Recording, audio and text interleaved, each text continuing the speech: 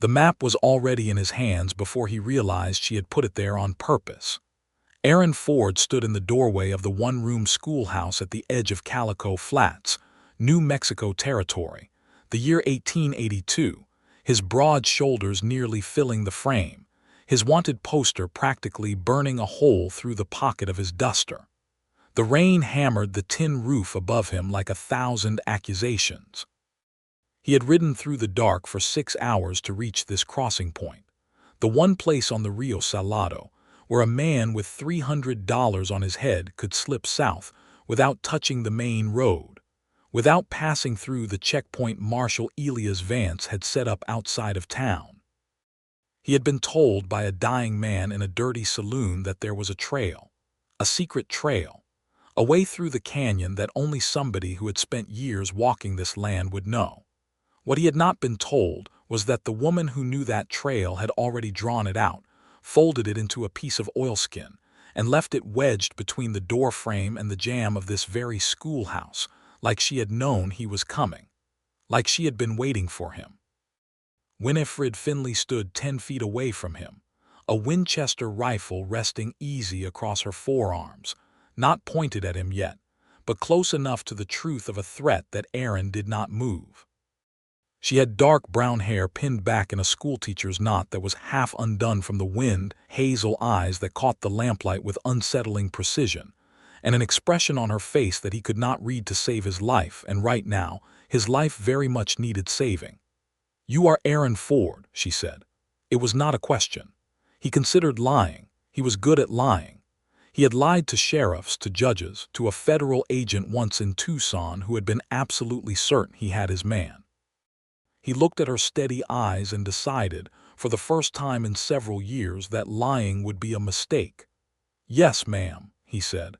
"The map in your hand is accurate," she said. "The western fork of the canyon will flood in approximately 4 hours if this rain keeps up, which it will. The eastern shelf is narrow but passable on foot if you lead your horse. There is a ledge at the base of the red formation that locals call the Tooth. You stop there. You wait for first light. You go south on the far bank. The Vance checkpoint does not cover that route because Marshal Vance has never once walked that land himself. He relies on the main road because he is, by nature, a lazy man." Aaron looked down at the map. The detail was extraordinary. Not just trail markers, but elevation notes, water depth indicators, the width of passages marked in feet, drainage patterns sketched in with the kind of precise observation that took years to develop. His chest did something strange and complicated. "Why?" he said. She tilted her head. "Why what? Why help me? You know who I am. You clearly know what I am." Winifred Finley lowered the rifle, not all the way, but enough to let him breathe. "I know what Elias Vance says you are," she said carefully. "I also know that Elias Vance has been lying about most things in this county for going on 4 years.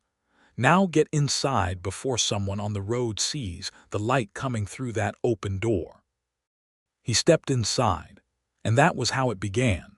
4 months earlier, Winifred Finley had arrived in Calico Flats on the westbound stage from Santa Fe, a trunk full of books, a surveying kit that had belonged to her father, and a letter of appointment from the Territorial Education Authority confirming her position as the new schoolteacher for the Calico Flats district. She was 26 years old. She was not what anyone in Calico Flats had expected. The town expected a timid Eastern woman grateful for any roof over her head. What they got was a woman who, within her first week, had walked every inch of the land surrounding the schoolhouse, climbed the red rock formation southeast of town that everyone called the Tooth, taken careful measurements with her father's transit level, and begun drawing the most detailed topographical map of the canyon system south of Calico Flats that anyone in the territory had ever seen. Her father, James Finley, had been a surveyor for the Union Pacific Railroad before a fall from a canyon wall had taken his life when Winifred was 17. He had taught her everything. Not as a novelty, not as a game, but as a discipline, because James Finley believed his daughter was the sharpest mind he had ever encountered in the field, and he was not a man who said things he did not mean. By the time Winifred was 20, she could read terrain with an accuracy that rivaled men who had spent 30 years at the craft. By 23, she had quietly assisted in the survey for a rail extension outside of Albuquerque, her contributions uncredited because the lead surveyor was a coward who feared what his colleagues would say about a woman's involvement, but her calculations had been the ones that held. She had come to Calico Flats because she loved teaching as much as she loved the land, and because the territory's children deserved someone who took both those things seriously. She had mapped the canyon system because it was there, because it was complicated and beautiful, and because her hands needed something to do in the evenings when the schoolhouse was quiet and the stars came out so thick over the New Mexico desert that it felt like being inside a cathedral. She had not mapped it because she expected an outlaw to need it, but the land has a way of making its own decisions about what a map is for. Winifred had heard about Aaron Ford the same way everyone in the territory had, through wanted posters and exaggerated stories. The posters said he had robbed the territorial bank in Las Cruces. They said he had assaulted a deputy. They said he was dangerous, armed, and not to be approached. $300, dead or alive, which in 1882 was enough money to make a man feel like a ghost long before he was one. What the posters did not say, and what Winifred had pieced together through careful observation over the month preceding that rainy night, was that Elias Vance had been running a systematic scheme to strip ranchers and small landowners in the county of their property through manufactured debt, false legal filings, and when those methods failed, through the use of men with guns and very elastic interpretations of self-defense. Aaron Ford had not robbed the territorial bank. He had walked into that bank to try to retrieve documentation that proved Vance had forged a lien against a widow named Clara Espinoza, whose land Vance had been quietly selling piece by piece to a land company out of Denver. The deputy Aaron had supposedly assaulted had drawn first, and the man was currently drinking whiskey and playing cards in Vance's private employ, which was not a situation consistent with lasting injury. Winifred knew this because she listened. She listened to the children who came to her schoolhouse every morning, children whose parents talked at dinner, children who repeated things adults said when they thought no one young enough to repeat it was listening. She listened to the women at the well and the men arguing outside the general store and the hushed conversations in the back of the church. She had learned, over years of being underestimated, that a woman who appeared to be quietly reading or writing in a corner was virtually invisible to men who had plans they needed to discuss. She had built a picture of Marshal Vance's operation as precise as any terrain map. Every line, every elevation, every place where the ground fell away into something dangerous and hidden.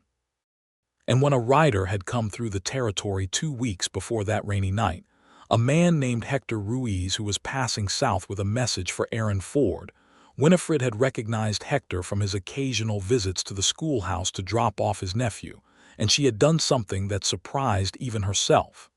She had given him the map, not the original, a careful copy, rendered in the same precise hand, every notation accurate. She had told Hector that if he encountered Aaron Ford, to give him the map, and tell him that the schoolteacher at Calico Flats would have the key to reading it, and that he should come on a rainy night when the checkpoint guards would be huddled under their awnings and less likely to be watching the road south of the schoolhouse. Why had she done it? She had asked herself that question 17 times since Hector rode away. She had told herself it was about justice, about the injustice of a corrupt marshal manufacturing crimes to protect his own greed. She had told herself it was about principle, about the fact that Clara Espinoza still had not gotten her land back, and Elias Vance was still walking around this town with a badge on his chest and a smile on his face. All of those things were true. None of them were the whole truth. She had seen Aaron Ford exactly once before that night. 6 weeks earlier, before the warrant had been issued, before the whole business in Las Cruces had come to its ugly head, he had ridden through Calico Flats on his way north. He had stopped at the general store for supplies. She had been walking past on the boardwalk. Their eyes had met for perhaps 3 seconds through the store window. He was tall, with a jaw that looked like it had been carved from the same red rock as the canyon formations, and dark eyes that were doing the same thing hers were doing, which was cataloging, measuring, reading the room. Something in the symmetry of that mutual assessment had lodged itself in her chest like a splinter, small and insistent and impossible to ignore. She was a sensible woman. She knew the difference between sense and feeling. She had moved on, gone to the schoolhouse, taught her afternoon lessons, and told herself firmly that she was not the kind of woman who made decisions based on 3 seconds of eye contact through a store window. And then she had made the map copy and given it to Hector Ruiz, and here she was. Inside the schoolhouse with the lamp turned low and the rain coming down hard, Aaron Ford sat in one of the children's chairs because it was the only place to sit, which meant his long legs were folded at a deeply uncomfortable angle, and he was reading the map with the kind of focused attention Winifred, associated with men who had learned to extract every possible piece of information from every possible source because their lives had required it. She sat at her teacher's desk and watched him read the map and tried to decide whether she had made a catastrophic error. "This notation here," he said without looking up, tapping a mark near the eastern shelf.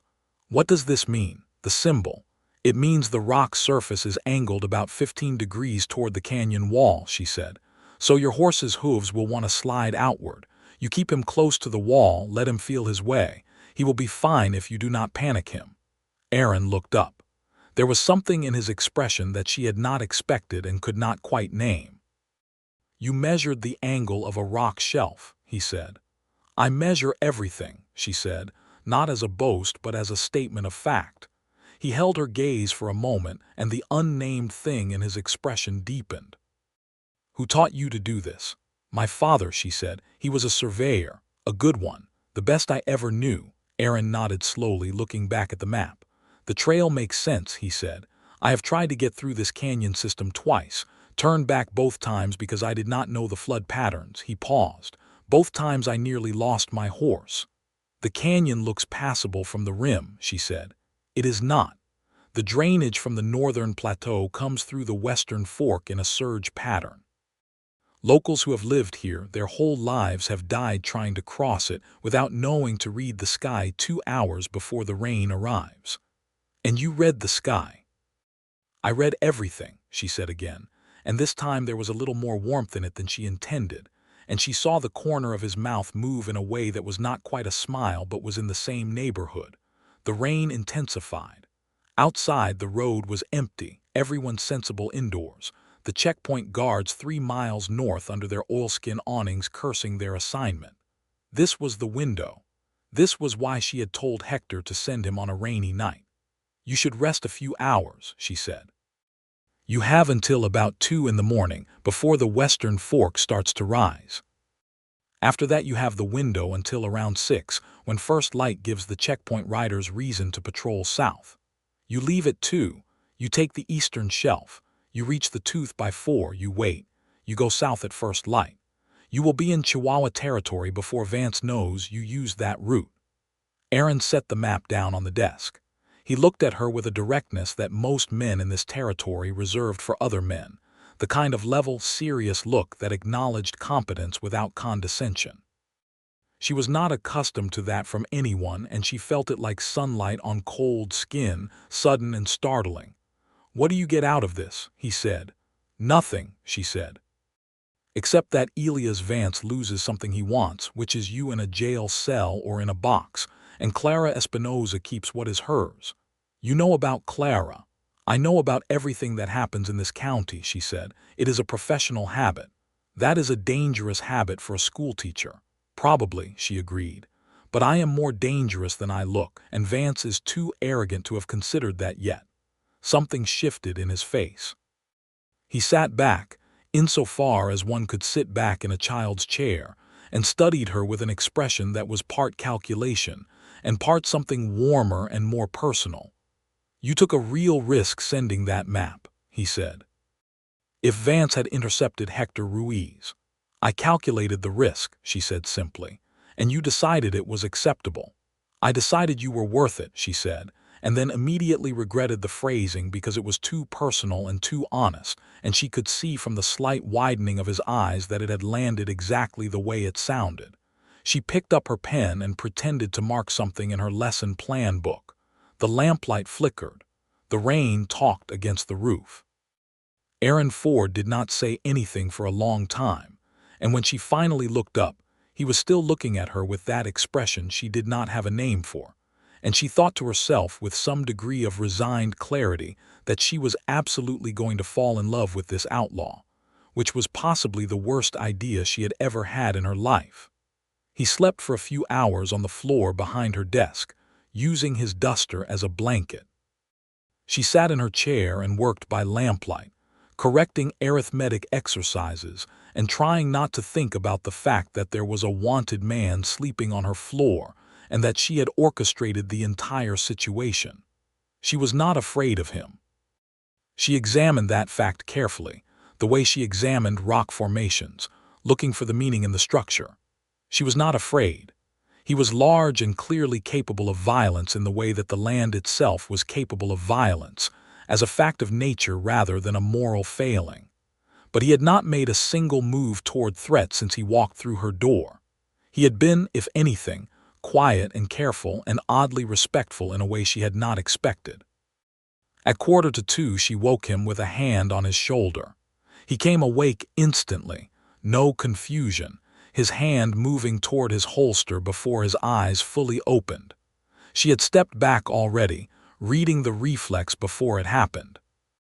Time, she said.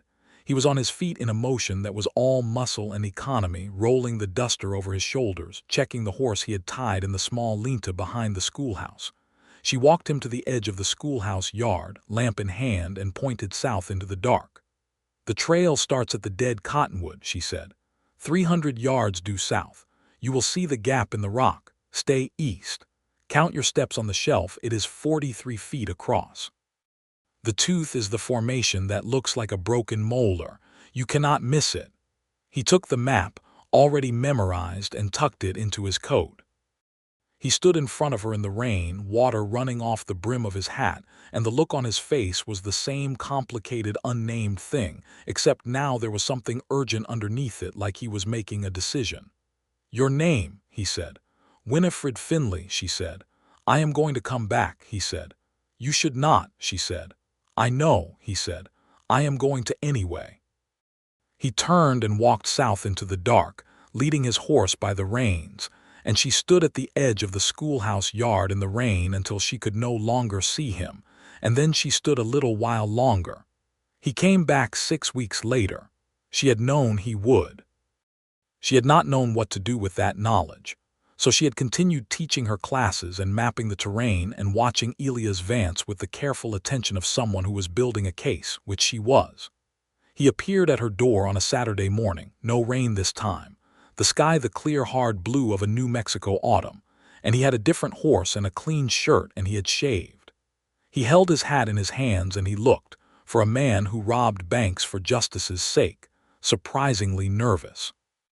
I brought something, he said, and produced from behind his back a slim book with a worn leather cover that she recognized immediately. It was a field surveying manual, a good one published in 1874, the kind of professional reference text that was nearly impossible to obtain in the territory without ordering it from back east. She stared at the book. Where did you get this? Santa Fe, he said. Bookshop off the plaza. The man said it was the most recent edition. She took it from him and opened it carefully. The binding was tight and the pages were clean. She looked up at him. You rode to Santa Fe. I had business there anyway, he said, which was probably true and also clearly not the primary reason. Thank you, she said, and she meant it in a way that involved more than the book. Can I come in, he said. It is Saturday, she said. There are no students. I know, he said. That is why I came on a Saturday. She stepped back and let him in. They talked for 4 hours. It was not the talking of people who were being careful with each other. They disagreed about the best route south from the tooth because Aaron had taken it and found one of her distance notations slightly off, and she asked him to show her on the map, and he pointed to the place, and she studied it and said that he was right and that she thought the reference rock she had used for that measurement had eroded since she last checked it, which was a problem, and she was going to have to resurvey that section. He said he would go with her. She said that was an extremely bad idea given his outstanding warrant. He said he had a plan for that.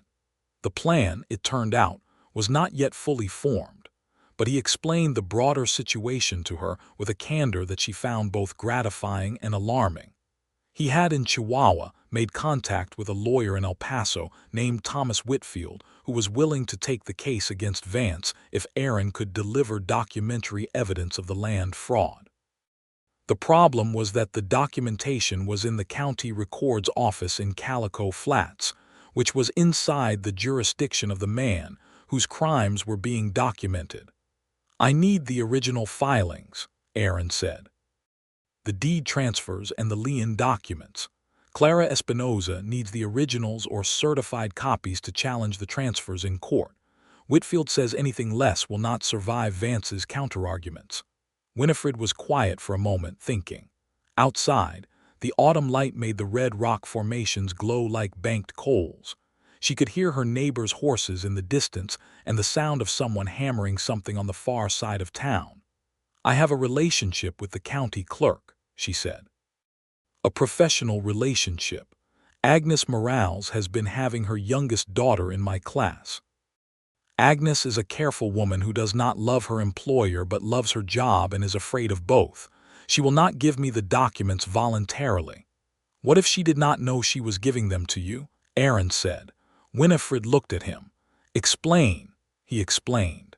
It was a careful plan, more careful than she expected from a man who had built his reputation on the boldness of his actions rather than their subtlety. He had thought it through. He had thought about the people involved, about the risks to those people, about what Vance would do if he suspected, about the chain of evidence that would need to survive a court proceeding. He had, she realized with that splinter-in-the-chest feeling again, the kind of mind that went deep on a problem that did not stop at the surface but kept pressing until it found the structure underneath. "You should not have been an outlaw," she said. "I was not until Vance made me one," he said. She asked for the full story. He told her. It took another hour and the light outside had turned golden by the time he finished. His name had been cleaned 2 years ago. He had been a cattle man, a small operation but honest, south of Las Cruces. Vance's scheme had targeted his lease first, before it moved on to larger properties. Aaron had tried every legal avenue. The lawyers he could afford were outgunned by Vance's connections to the territorial government. The federal agent who was supposed to investigate had been in Vance's pocket, a fact Aaron had discovered too late, after filing a formal complaint that Vance had then used to manufacture the robbery charge.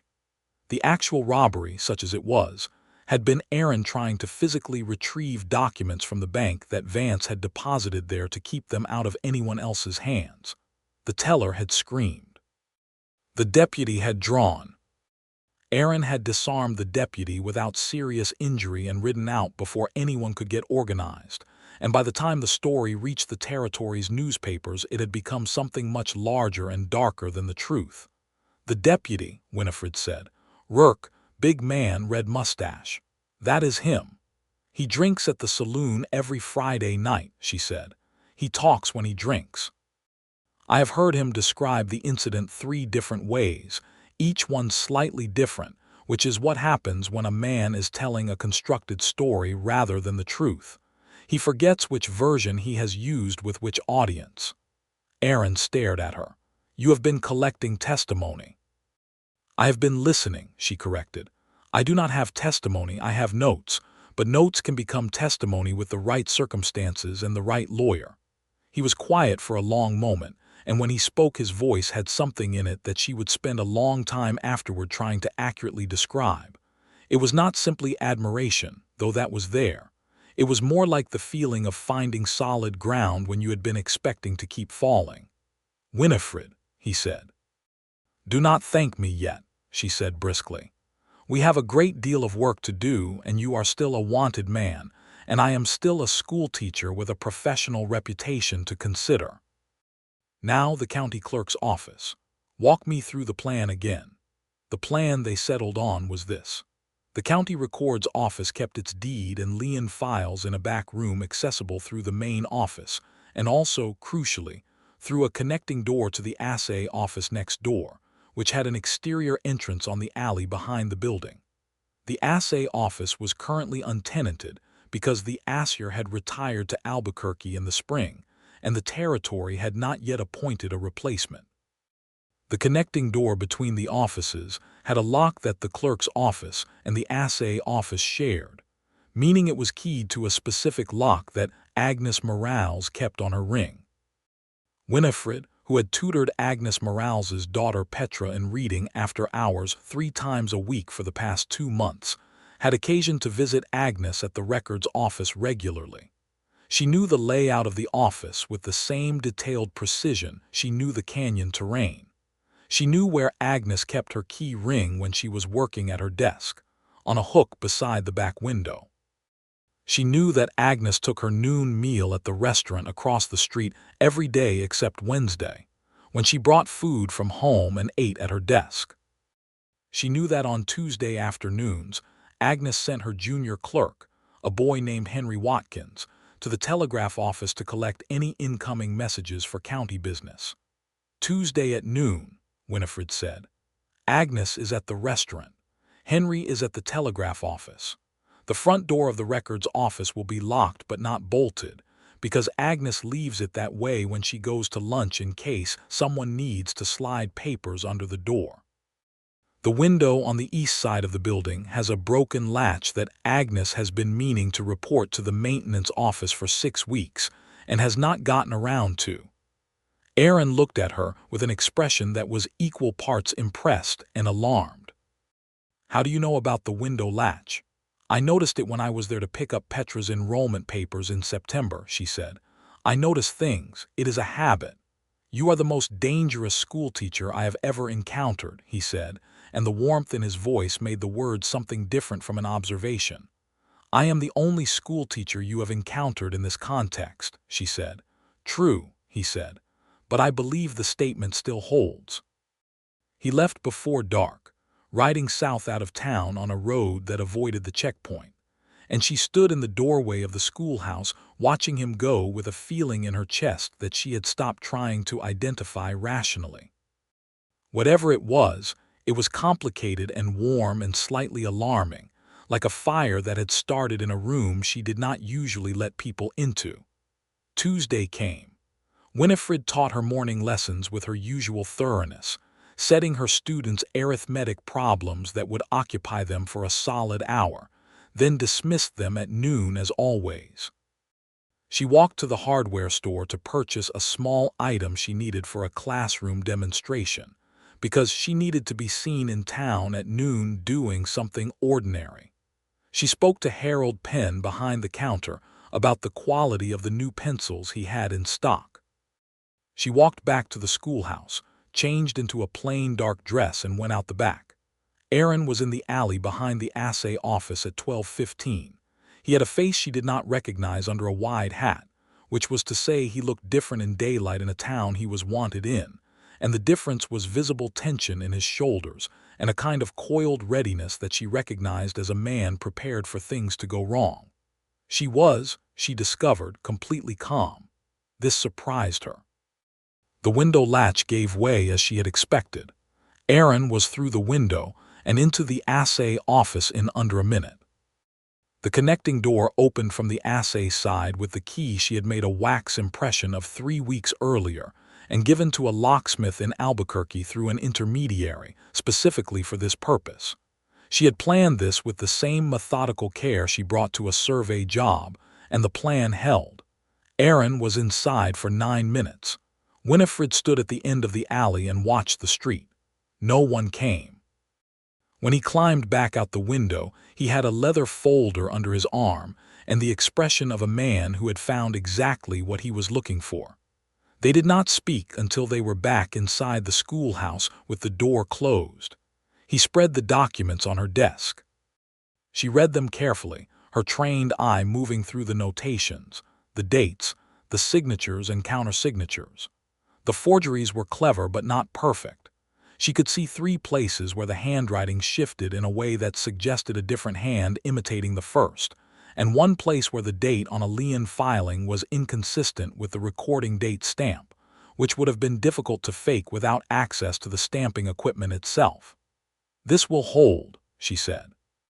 "These inconsistencies, combined with the testimony record I have been building, and with the documentation Thomas Whitfield already has from the El Paso side, this will hold."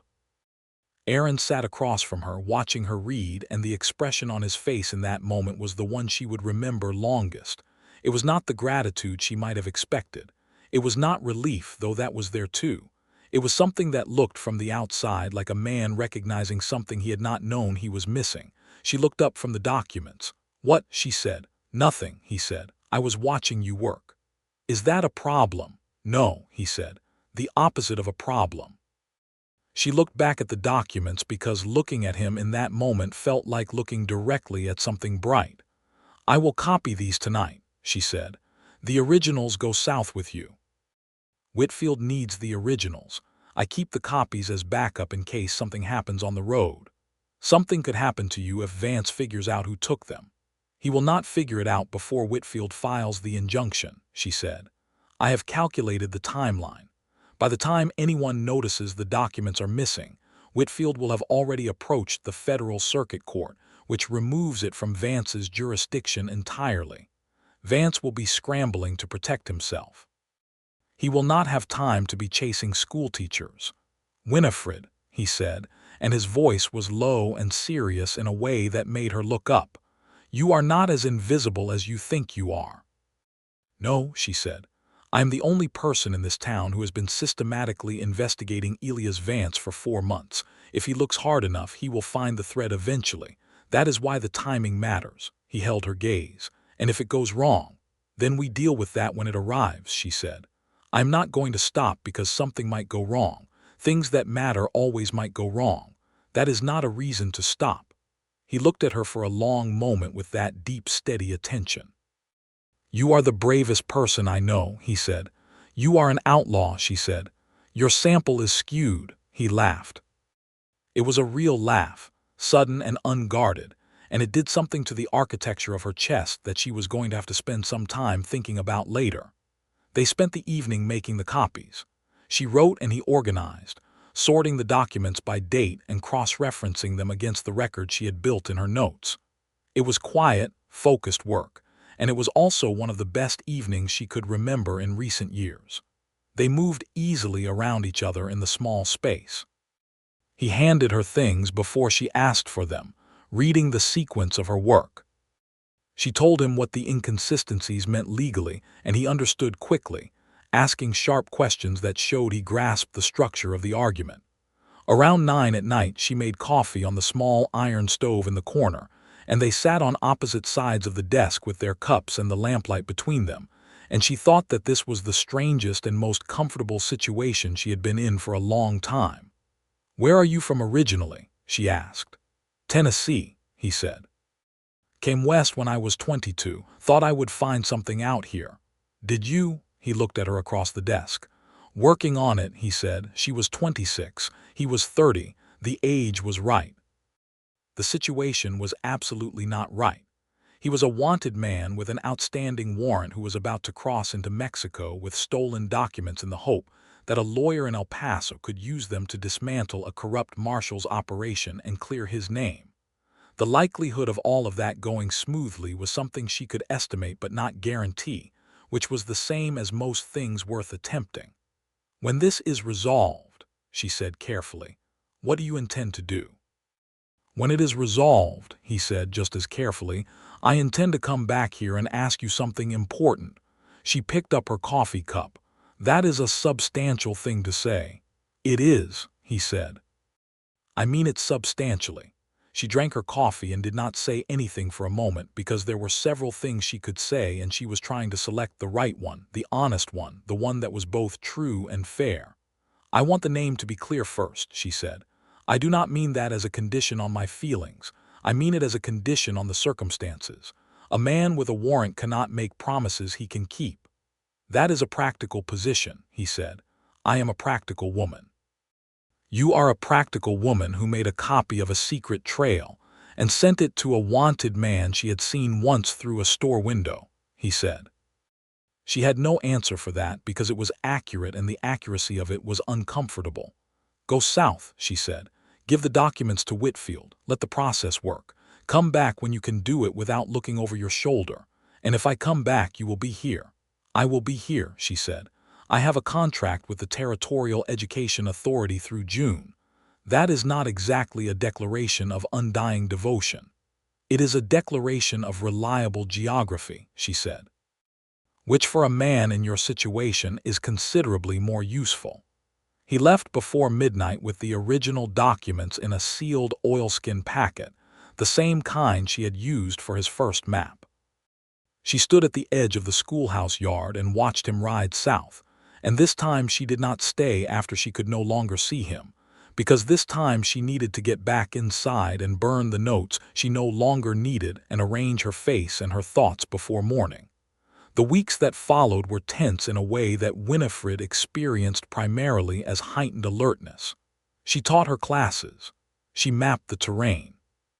She watched Elias Vance walk through town with his confident marshal's stride, and she watched the gradual signs of a man who was beginning to sense that something was wrong. Some slight change in his usual certainty, a sharper eye here, a question there. By the middle of November, she estimated, he had discovered the missing documents, because she noticed Agnes Morales coming to work with a tightly controlled expression and staying late 3 evenings in a row, the behavior of a woman who had been instructed to account for something she could not account for. But by then, Thomas Whitfield had filed his injunction with the Federal Circuit Court in Santa Fe. Winifred knew this because she had written to Whitfield under a professional pseudonym, describing herself as a territorial education administrator with an interest in the legal stability of the county for schooling purposes. And Whitfield's office had written back confirming the filing date and noting that the case was proceeding with considerable speed, given the quality of the documentary evidence. She read that letter 3 times and then burned it as she had burned all the others. 2 weeks later, 3 federal marshals arrived in Calico Flats on the morning stage. They had papers signed by a federal circuit judge. Elias Vance was arrested at his office at 10 in the morning on a Thursday, the charges including land fraud, conspiracy, falsification of legal documents, and abuse of official office. The deputy Rourke was arrested at the saloon where he had been drinking since 9 in the morning, which saved time. Winifred watched both arrests from the doorway of the schoolhouse with her arms folded, and an expression that she kept carefully neutral for the benefit of anyone watching, though internally she felt something that was not quite triumph but was close to it, a quiet deep satisfaction, the feeling of a complex calculation arriving at its correct result. The warrant for Aaron Ford was suspended pending review of the charges that had manufactured it. This was not a full clearing, not yet, but the suspension meant he was no longer actively sought, which meant the $300 incentive for finding him dead or alive was temporarily off the table, which meant he could, theoretically, travel north. He arrived on the 1st of December, 1882. The morning was cold and bright, the first real frost of the season on the ground, the sky that particular shade of winter blue that made the red rock formations look like they were lit from inside. She was at the blackboard when she heard hoofbeats on the road. She did not turn around immediately. She finished the sentence she was writing, a geography lesson about the Rio Grande watershed, because the students were watching and because she was a professional. She dismissed her students at noon and he was waiting outside, hat in his hands exactly as he had been on that October Saturday, the horse hitched to the schoolhouse fence, and his jaw clear of stubble, and his eyes doing that thing where they cataloged everything in the immediate environment, except this time the immediate environment was her, and the cataloging was of a different and more personal kind. She stepped outside and closed the schoolhouse door behind her. "The warrant is suspended," he said. "I know," she said. "I have been following the case. Whitfield says the full clearing will come through within the month. The land fraud charges against Vance are solid. Clara Espinoza is getting her land back." "I know," she said again.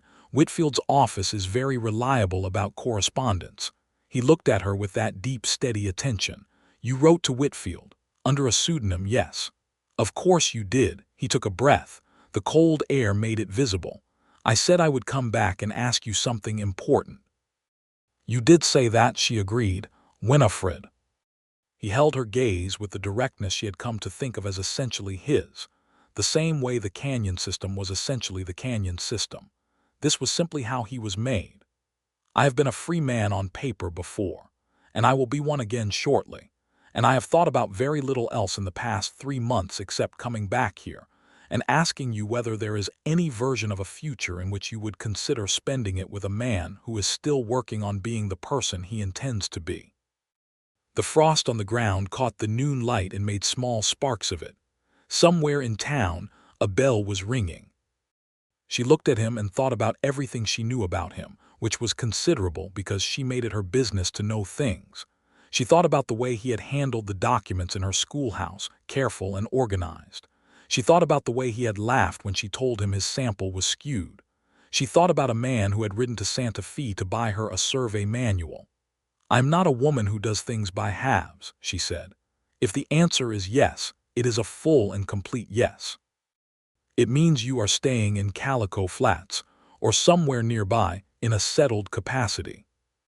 It means I am the most educated and professionally unconventional woman you will ever encounter, and you are required to be genuinely comfortable with that, not in a tolerating way but in a way that actually pleases you. It means the children in this schoolhouse are my responsibility and my purpose, and that does not change regardless of anything else." "Yes to all of that," he said, without hesitation. "You did not think about it." "I thought about it for 3 months," he said. "I have very thoroughly thought about it." She looked at the frost sparking on the ground. She looked at the red rock formation south of town, the terrain she had mapped with such care, every narrow shelf and drainage pattern and secret passage. She looked at him. "Yes," she said.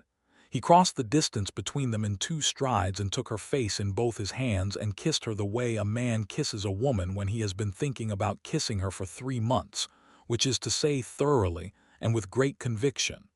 The cold air made the warmth of it more vivid. She put her hands against his chest and felt the solid fact of him and kissed him back with the same thorough conviction, because she had been thinking about it approximately as long. When they separated, she was fairly sure her hair was doing something undignified, but she did not particularly care. "What do you intend to do?" she said. "Practically speaking, you need a livelihood." "I was a cattleman before all of this," he said. "There are ranches in this county looking for experienced hands and managers. I know cattle and I know land. It is honest work and I am good at it." "Dahlin's ranch, east of town," she said. "George Dahlin has been looking for a foreman since August. Honest man, fair wage. The operation is solid but needs someone who can manage the east section, which has a complicated drainage situation." Aaron blinked. "Do you know the drainage pattern of every property in this county?" "Most of them," she said. "The east section of Dahlin's ranch has an intermittent stream that floods the lower pasture in spring. Someone who understands terrain could reroute it. It would be a significant improvement to the operation." He stared at her for a moment with that expression, the one she still did not entirely have a name for, except that she was now fairly certain it involved something like reverence, which she found both embarrassing and deeply satisfying. "I will speak to Dahlin," he said. He spoke to Dahlin that same afternoon. Dahlin, who was a practical man in need of practical solutions, hired him on a 2-week trial that became permanent before the 2 weeks were up. because Aaron Ford understood land and cattle with the same deep instinctive expertise that Winifred understood terrain, and the combination of those two kinds of knowing, applied to the same landscape, was formidable. Aaron's warrant was formally withdrawn in February of 1883, when the Federal Circuit Court completed its review of the Las Cruces incident and determined that the documentary evidence clearly supported Aaron's account of events. Thomas Whitfield filed the necessary papers. The deputy Rourke, facing his own charges, provided a sworn statement that further confirmed the story. Elias Vance, awaiting trial in the Santa Fe Territorial Jail, had no remaining leverage over anything. Aaron Ford's name was clean. He had told Winifred he would ask her something important when the name was clear. He asked her on the 15th of February, 1883, which was neither accidental nor calculated.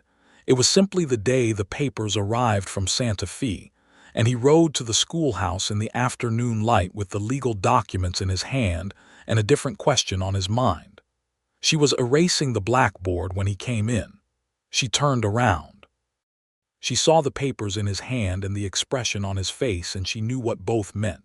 "It is done," she said. "It is done," he confirmed. He set the papers on her desk. Then he said, "Winifred Finley, I am a clear-named man with honest work and the most profound respect I have ever felt for any person in my life. I would like to marry you if you will have me." She considered him. She had been considering him with typical thoroughness for several months. She knew what she wanted. She had known it for longer than she had been comfortable admitting. "Yes," she said, "I will have you." They married in April of 1883, in the small church in Calico Flats, on a clear spring morning when the desert was blooming after a wet winter, and the red rock formation south of town looked like something from a painting. The Reverend Thomas Alcott performed the ceremony. Agnes Morales came, her youngest daughter Petra in a white dress serving as a flower girl with the seriousness of a child who understood the importance of the assignment. George Dolan came, and several of the ranch hands, and most of the children from the schoolhouse and their parents, because Winifred Finley had become, over 8 months in Calico Flats, something the town did not have a precise word for but understood clearly. She was a keeper of knowledge and a guardian of the land's secrets and a teacher of their children, and that made her someone whose happiness the town had a stake in. Clara Espinosa came from Las Cruces with her daughter Rosa.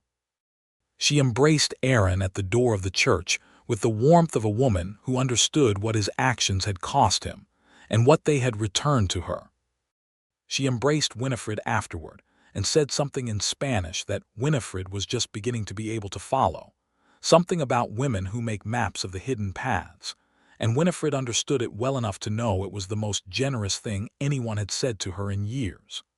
The first years of their marriage were full in the way that honest work and genuine partnership make a life full, layered with the particular texture of two capable people building something real. Aaron established himself as Dolan's foreman, and then, 2 years in, with money saved, and a loan from the Territorial Land Bank that would have made Vance's teeth grind if he had not been in prison serving an 8-year sentence, purchased a small piece of land east of town, 200 acres of grazing land with a spring-fed creek, and a stand of cottonwoods, and the kind of quiet beauty that does not announce itself but stays with you. Winifred continued teaching. The Territorial Education Authority, having kept close track of her results, offered her a supervisory role that would have required her to move to Santa Fe. She declined, politely but firmly, because her students were here and her land was here and her husband was here, and she had made her choices with clear eyes. She also continued to map. The survey work expanded beyond the canyon system into a project she had been thinking about since her first months in the territory. A comprehensive topographical record of the county's water sources and drainage patterns, the kind of document that could inform land management decisions for generations. She corresponded with the Territorial Land Office in Santa Fe, who initially corresponded back with the polite skepticism reserved for women who presented technical work, and who eventually, faced with documentation of a precision and completeness they could not dismiss, arranged for her work to be formally incorporated into the territory's official survey records. Her name was on those records. She made sure of it. Their son was born in the spring of 1885, the year the territory was pushing hard against its eventual statehood, and they named him James after her father and Robert after Aaron's. And he came into the world with his father's dark eyes and his mother's unsettling habit of staring at things with the focused attention of someone learning their structure. Aaron held him in the lamplight of their bedroom while Winifred recovered from the labor, and his face in that moment was the same expression she had never quite found a word for, except that now she had been studying it for 2 years and she understood it better. It was the face of a man who had expected to end up less than this, who had been knocked down to where the world felt like it was composed entirely of closed doors and dark nights, and the sound of hoofbeats that might be pursued, who had come through the dark and found, against all reasonable expectation, solid ground and lamplight, and a woman who had already mapped the secret trail before he knew he needed it. She watched him hold their son and felt a love that was so settled and complete it was almost like a geographical feature, something that had always been there, waiting to be properly recorded. "He has your eyes," she said. "He has your forehead," Aaron said. "He is going to spend his life thinking harder than everyone in the room." "That is not a disadvantage," she said. "Not with you for a mother," he agreed. The spring that James turned 2, Winifred took Aaron to the tooth for the first time. They left before dawn, horses picking their way south through the canyon on the eastern shelf, 43 feet of narrow ledge that she had mapped to the inch, the red rock formations glowing faintly in the pre-dawn dark. When they reached the tooth, the broad flat ledge at its base, they sat and waited for the light, as she had told Aaron to do that rainy night 3 years before. The dawn came up over the eastern rim of the canyon in a progression of colors that Winifred, who had seen it from this vantage point perhaps 30 times, still found extraordinary. The red formations turned gold and then orange, and then the specific burning crimson that gave them their name, the Rio Salado's distant band catching the light below, the vast New Mexico sky opening overhead in a blue so complete it looked solid. Aaron sat beside her on the ledge with his arm around her shoulders, and they watched the light change, and neither of them spoke for a long time because there was nothing that needed saying.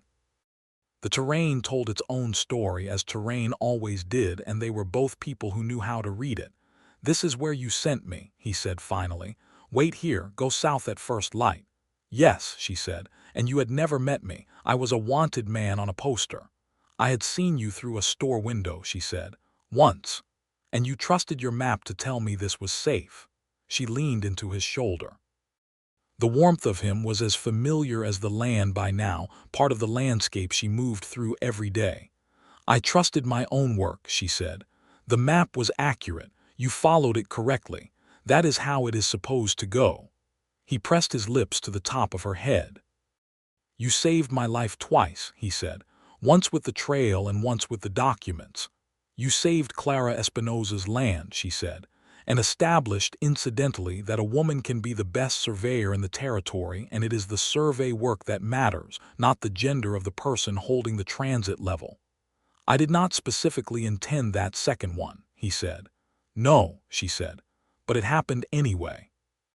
He laughed, that unguarded laugh that she had heard for the first time in her schoolhouse, and that had been one of the more pleasant ongoing features of her life since then. She turned her face up to the brightening sky and thought about everything the last 3 years had contained: the rain on the tin roof, the lamplight on the documents, the cold December morning with frost sparking on the ground, the church in spring, the land they had built together, James sleeping in his crib back at the house under the watch of Agnes Morales's oldest daughter who had agreed to sit with him for the morning. "I want to survey the upper canyon next spring," she said. "The section north of the tooth. Nobody has done it properly.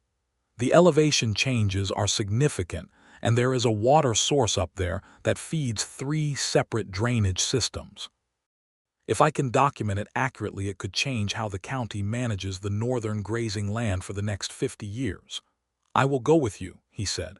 You always say that. I always mean it, he said. Also, someone needs to make sure you do not accidentally fall into one of those drainage systems while you are measuring it. I have never fallen into a drainage system, she said with dignity. You came remarkably close in November, he said, and I was there to see it. That was the ground giving way unexpectedly due to subsurface erosion that was not yet visible from the surface, she said. It was not a lapse in judgment. It was incomplete data. The incomplete data almost put you in the creek, he said. I am coming on the survey. She smiled into the brightening morning. Fine, she said. You can carry the equipment. I always carry the equipment, he said, with the tone of a man who genuinely did not mind this and wanted it known. By the time James was 4, Winifred and Aaron had expanded their 200 acres to 320, acquiring the adjacent parcel when its previous owner sold up and moved to Arizona. The creek that ran through the property was, as Winifred had predicted, a significant asset, and Aaron's management of the cattle operation, combined with his instinct for the land and her expertise in its water management, had made the place one of the more productive small operations in the county. Winifred continued to teach. She had declined 2 further offers to move to administrative roles in Santa Fe. She had, however, begun a correspondence with the Territorial Education Authority about curriculum reform, specifically the inclusion of practical geography and land science in the elementary curriculum, arguing with characteristic precision that children raised in this territory would spend their lives interacting with its land and deserve to understand it. The correspondence was ongoing and occasionally frustrating, but she was patient and thorough, and not inclined to abandon an argument simply because the initial response was discouraging. She had, in the course of this correspondence, been invited to present her survey methodology at a meeting of the Territorial Land Office in Santa Fe in the spring of 1887. She had gone, Aaron traveling with her, and James left in the capable care of Clara Espinoza, who had moved to Calico Flats the previous year to be nearer to the community that had supported her fight for her land.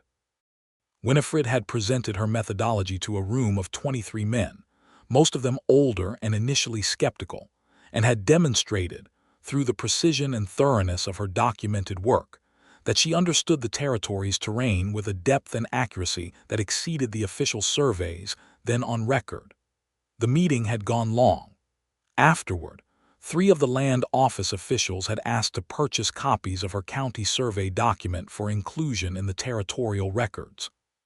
She had provided them, with the condition that her name appeared as the surveyor of record, which condition they had accepted. On the stage home from Santa Fe, Aaron had held her hand across the seat and looked at her with that expression. What? She said. Nothing, he said. I am extraordinarily proud of you. It is documentation, she said. It should have been done years ago by someone with the proper resources. I did it without proper resources because it needed to be done. I know, he said. That is why I am proud of you. She turned his hand over in hers and traced the lines of his palm with her thumb, the way she sometimes traced the lines of a terrain map when she was thinking. Thank you, she said, for never once suggesting I should do less. Why would I suggest that? He said, genuinely puzzled. Most men would, she said. I am not most men, he said. No, she agreed. You are not. James turned 5 that spring and started school, which meant he was in his mother's classroom, which Aaron had privately expected to be complicated, and Winifred had privately expected to be perfectly manageable. Winifred was right. James was a serious and attentive student who was, if anything, slightly more diligent in his schoolwork, because the stakes of disappointing his mother in a professional context were very clear to him. He was also already showing a strong interest in the land. On weekends when Winifred and Aaron walked the property, he walked with them, asking questions that were more precise than most adults expected from a 5-year-old. What is this rock called? Why does the water go that way? What happens to the grass when the creek floods? Winifred answered every question with the same thorough precision she brought to everything, and Aaron watched his son absorbing the knowledge with a feeling in his chest that was very full and warm and did not require naming. Their second child was born in the autumn of 1888, a daughter they named Alina Margaret, the first name for Clara Espinosa's mother, and the second for Aaron's sister back in Tennessee with whom he had reconnected by letter after his name was cleared. Alina came into the world with her father's jaw and her mother's eyes, and a pair of lungs that announced her arrival with tremendous authority. James, now 6, inspected his new sister with the focused attention of a scientist examining a new specimen. "She is very small," he said. "You are also very small," Winifred said. "You will not remember this, but it was true." "Will she learn to map?" James asked. "She will learn whatever she is inclined to learn," Winifred said, "and we will make sure she has every resource to learn it properly." Aaron, standing at the foot of the bed with Alina in his arms, looked from his son to his wife and felt something that was so far past what he had expected from his life that he could not trace the distance between where he had been and where he was. A man riding through dark canyons with a price on his head, following a map drawn by a woman he did not know who had decided, for reasons he still marveled at, that he was worth the risk. He looked at Winifred, who was watching him with the expression she sometimes wore when she was calculating something, except this time what she was calculating was him, reading him the way she read terrain, finding the elevation and the drainage and the secret paths. "You know what I am thinking," he said. "I usually do," she said. "Tell me," he said. "You are thinking about the night I gave you the map," she said, "and how far it is from there to here." He crossed the room and sat on the edge of the bed and handed Alina back to her, and she took their daughter with the same practiced confidence she brought to everything, and the three of them made a small, warm circle of lamplight in the autumn dark. "It is very far," he said. "It is," she said. "It is also a direct line. From that night to this one, every step was part of the route." "Like a survey," he said. "Exactly like a survey," she said. "You map the terrain, you find the path through. You do not stop because the path is difficult. You stop when you have arrived." "Have we arrived?" he said.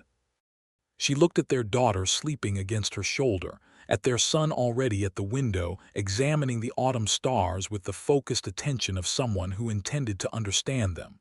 She looked at her husband beside her in the lamplight, solid and warm and present, the man who had followed her map and kept every promise. "Yes," she said, "we have arrived." The years continued to layer themselves, each one adding depth the way sediment layers add depth to canyon walls, building something that could be read by anyone who knew how to look. James grew tall and serious and deeply curious about the land, developing his own surveying skills under his mother's instruction and his father's practical knowledge, spending his boyhood summers walking every inch of the 320 acres and a great deal of territory beyond it. He had his father's steadiness and his mother's precision, and the particular combination of those two things in one young person was something the territory would eventually have reason to be grateful for. Alina grew into herself with a fierceness that surprised people who had not met her parents and did not surprise anyone who had. She rode before she walked with complete confidence. She had her father's physical ease in the saddle and her mother's complete absence of self-doubt, which was an extremely effective combination. She learned to read the sky for weather the way her mother had taught her, and to read cattle the way her father had taught her, and she was, by the time she was 10, the best young horsewoman in the county and fully aware of it. Winifred expanded the school. By 1890, the Territorial Education Authority had provided funding for an additional classroom and an assistant teacher, a young woman from Albuquerque named Ruth Castillo, who had the intelligence and dedication the position required, and the additional advantage of being genuinely good with children who struggled with reading. Winifred supervised Ruth with the same thoroughness she applied to everything, which Ruth initially found challenging and eventually found to be the most valuable professional experience of her career. The survey work continued. Winifred's comprehensive topographical record of the county was cited in a territorial land management report in 1891, the report crediting the survey extensively and accurately. The county land office began contracting her officially for survey work on disputed property lines, a practical acknowledgement that her expertise exceeded anything else available locally. Aaron watched all of this with the sustained, deep pride of a man who had understood from early on what he had, and who never made the mistake of taking it for granted. He had learned, in those 3 months riding between Chihuahua and El Paso and back north with Whitfield's papers, that the most dangerous thing a person could do was fail to recognize the value of what they had been given. He did not make that mistake with Winifred. He made it a point to tell her regularly what she was, not in the flattering, diminishing way that reduces a remarkable person to an adjective, but in the specific, detailed way that a person who is paying real attention tells another person what they have observed. He told her that the survey methodology she had developed was, as far as he could determine, genuinely original. She told him he was not qualified to make that determination. He pointed out that the Territorial Land Office seemed to agree with him, which she could not entirely argue with. He told her that watching her teach was one of the finest things he had seen in his life, not because of the sentiment of it, but because of the craft, the precise calibration of explanation to the capacity of each particular student, the way she could hold a room of 20 children with different levels and different needs, and make each one of them feel that the knowledge they were being given was specifically and personally for them. She told him that was a very particular observation for a foreman to be making. He told her that he paid attention to things that mattered to him. She told him he had started paying attention to things that mattered to him and had not stopped since a rainy night in 1882, which was factually accurate and covered more than just the teaching. They were very happy, not the frictionless happiness of people who have not had to build anything, but the solid earned happiness of people who have built something real from difficult materials and know exactly what it took and what it is worth. In the late spring of 1892, the New Mexico Territory published its comprehensive land management survey for the southern counties, a major undertaking that consolidated and superseded all previous partial surveys. The primary surveyor credited for the Calico Flats County section was listed as W. Finley, which represented a decade of work, thousands of measurements, hundreds of miles walked, and the systematic documentation of a landscape that was older and more complicated than anything human ambition had yet built in the territory. Aaron framed the page from the published survey that contained his wife's name and hung it in the entrance of their house, where it was the first thing anyone saw when they walked through the door. He did not ask her permission for this. He assumed correctly that she would roll her eyes and tell him it was excessive and that he should put it somewhere less prominent. And then she would look at it when she thought he was not watching, and the expression on her face when she looked at it would be the same as the one he wore when he looked at her, which was a more complete form of happiness than either of them had any adequate language for. On the day the survey publication arrived in Calico Flats on the southbound mail stage, Aaron rode home from the ranch in the afternoon light and found Winifred standing on the porch of their house with the publication in her hands and the autumn canyon visible behind her, the red formations glowing, the cottonwoods along the creek turned gold, the sky beginning its long evening progression. She looked up when she heard him. He dismounted and walked up to the porch. She held the publication out to him, open to the page with her name. He took it and read it, already knowing what it said. He looked at her. "There is your name," he said. "There is my name," she agreed. He handed the publication back. He took her face in his hands the way he had on a cold December morning 9 years ago, with the frost sparking on the ground and the question newly asked and newly answered. He kissed her with the same thorough conviction, and she kissed him back with everything 9 years of solid, happy, honest life had added to it, which was considerable. Behind them, the door of the house opened and James, now 10, appeared in the doorway with Alina behind him, and he said, "Papa, the east fence needs checking.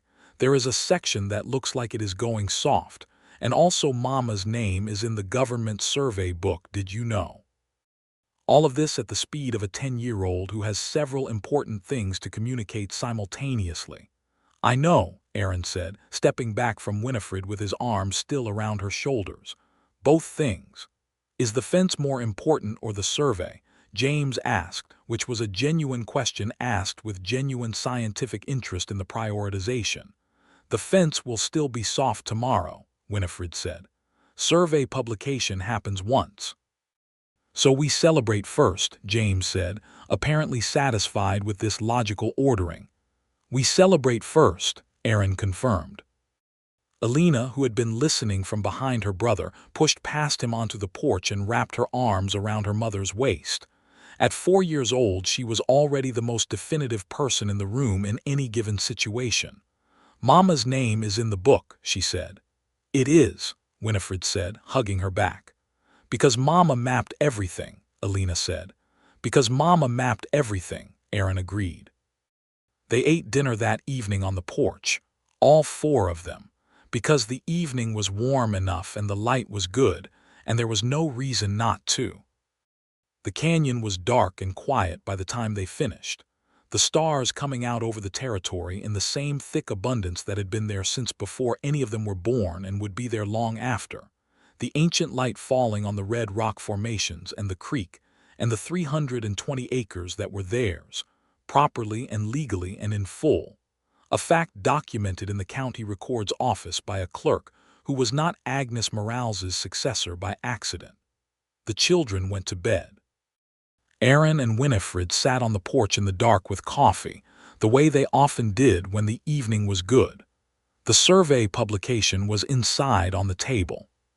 Creek made its quiet sound in the darkness below the cottonwoods.